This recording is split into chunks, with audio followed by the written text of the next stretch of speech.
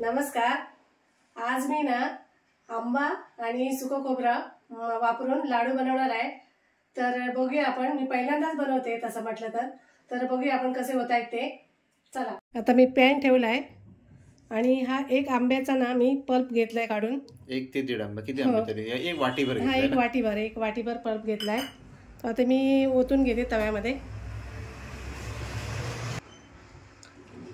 तुम्हाला आवाज जास्त घेऊ शकता, जास्त म्हणजे प्रमाणातच घ्या. तर दोन्ही गोष्टी व्यवस्थित होतं. प्रमाणात असेल ना तर व्यवस्थित होतं. पण भरपूर करायचे असेल तर घ्या 2-4 आंबे, भरपूर खोबरं घ्या. हो, आता आंब्याचा सीझन पण संपत जाईल म्हणजे. आणि आता आंबे स्वस्त झालेत एकदम. म्हणजे 1000, 1500, 700 वाले नाही राहिले. आता एकदम स्वस्त झाले.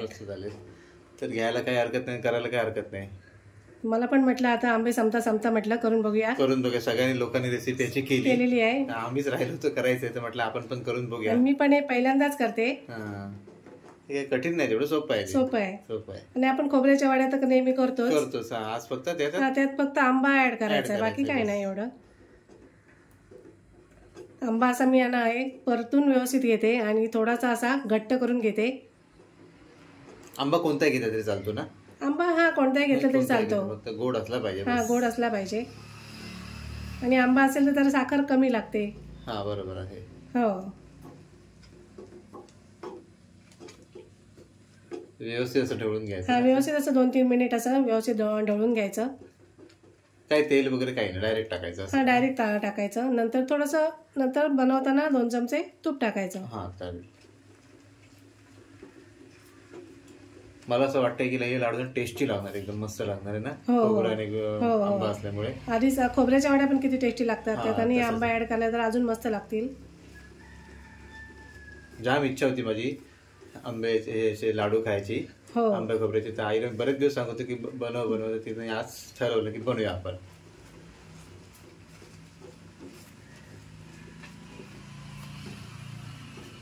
आंब्याचा पल्प आता ना मस्त असा घट्ट होत आलाय थोडासा. आता मी खोबरं पण ओतून घेते. त्यातच ओतून घेते. हे खोबरं ना मी डेसिकेटेड कोकोनट घेतलंय. हे 200 ग्रॅमचं पॅकेट होतं. त्यातले मी 200 ग्रॅम खोबरं आहे. आणि हे वाटीने म्हणाल ना तर ह्या 2 वाट्या आणि पाव वाटी म्हणजे 2.5 वाटी भरले. आणि समजा डेसिकेटेड कोकोनट नसेल मग काय करू शकतो? आपलं घरी आपला नारळ फोडून जे खोबरं किसून मिक्सरला लावून असं सुकवून पण करू शकतो ना. नाही, ओल्या खोबऱ्याचं पण होऊ शकतं. ओल्या खोबऱ्याचे पण होतात. लहान मुलं खूप आवडतील नाही लाडू? हे लाडू आवडतील, नक्की आवडतील. हे लहान मुलं खातील, आवडतील. तर मी हे असं मिक्स करून घेते. आणि ह्याच्यामध्ये आपल्याला ना 1-1.5 वाटी दूध टाकायचं आहे.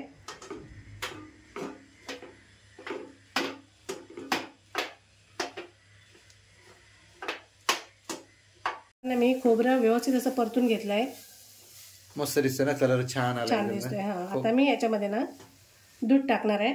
दूध आपल्याला साधारण किती लागणार आहे? ही 1 वाटी होते. आणि अजून मी बघते थोडा वेळ आणि लागते का मग तुम्हाला दाखवते अजून लागते का. आता हेच मी ढवळून घेते व्यवस्थित असं.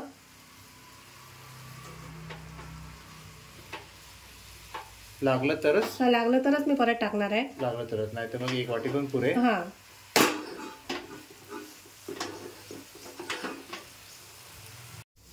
बराच वेळ झाला मी असे ढवळून घेतलंय. तरी 4-5 मिनिटं झाली मी असं ढवळतेच आहे. आणि आता हे सुकत आलंय. आणि टेस्ट करून बघायचं की आंबा टाकल्यानंतर आपल्याला साखर कमी लागते. आंबा गोड असतो त्याच्यामुळे. तर मी आता ना मी चव घेऊन बघितलंय आणि ही 1 वाटी साखर घेतलेली, पण मी आता त्याची अर्धी वाटीच साखर घेतली आहे. तर मी आता ही टाकून घेते. आंबा गोड असल्यामुळे साखरेचं प्रमाण कमी.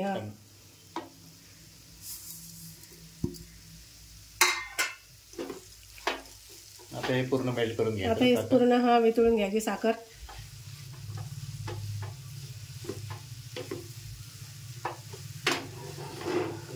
आता साखर ना व्यवस्थित अशी विरघळली आहे.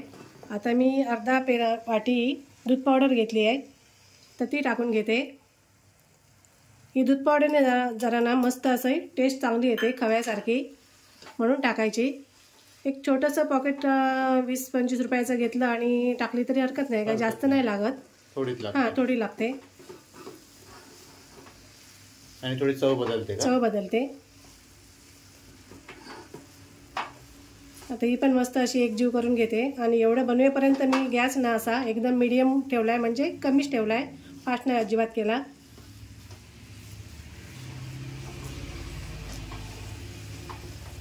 आता मी थोडी म्हणजे अर्धा चमच्यापेक्षाही कमी अशी वेलची पावडर टाकून घेते. त्याने एक मस्त फ्लेवर छान येतो.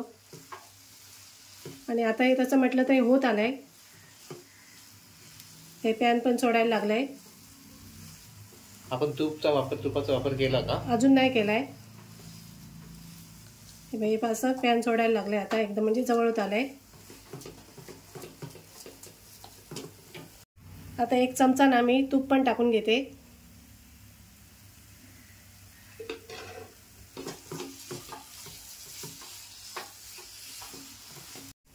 आता हे मिश्रण ना असं मस्त जवळ आलंय, असं घट्ट झालंय. आता मी गॅस बंद करते आणि थोडा वेळ नाही थंड मी थोडंसं थंड करून घेते. हे मी ना घरातच बनवून घेतलंय.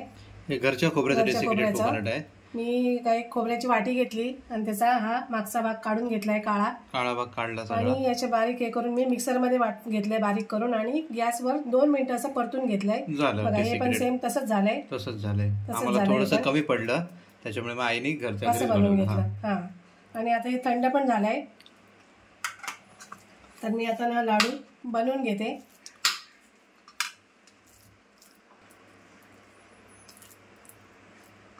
मस्त झाले. मी आता असे वळून घेते मस्त लाडू. हे लाडू एकदम मऊच होतात वाटतं ना? मऊच होतात. थोडं फ्रीज मध्ये ठेवलं तर हा सेट होणार. मग ते फ्रीज मध्ये ठेवलं सेट होतात ना? हो. आता मी याच्यामध्ये करून हातावर असं हे करून घ्यायचं. एक्स्ट्रा खोबरं असेल ते पडून जाईल. आणि याचे गोल पण होतात मस्त. बघा लाडू तयार झालाय.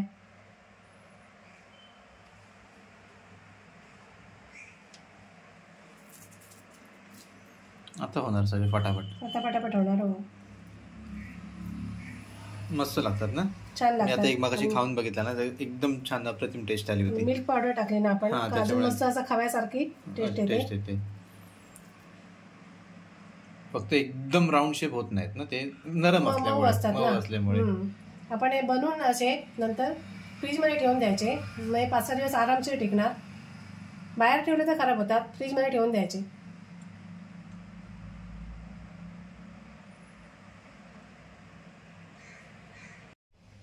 मी ना साखर जरा कमी टाकली. तुम्ही तुमच्या आवडीप्रमाणे जरा गोड पण जास्त पण करू शकता.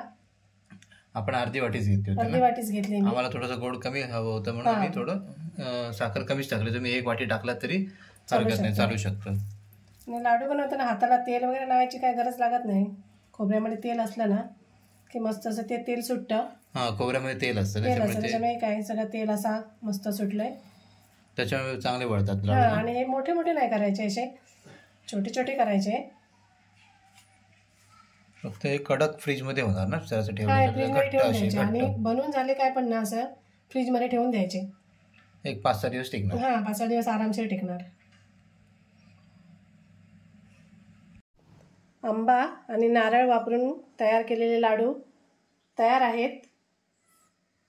ते तुम्हाला आवडले तर तुम्ही नक्की करून बघा. व्हिडिओ आवडल्यास लाईक करा, शेअर करा, कमेंट करा आणि आमच्या चॅनलला सबस्क्राईब करा. धन्यवाद.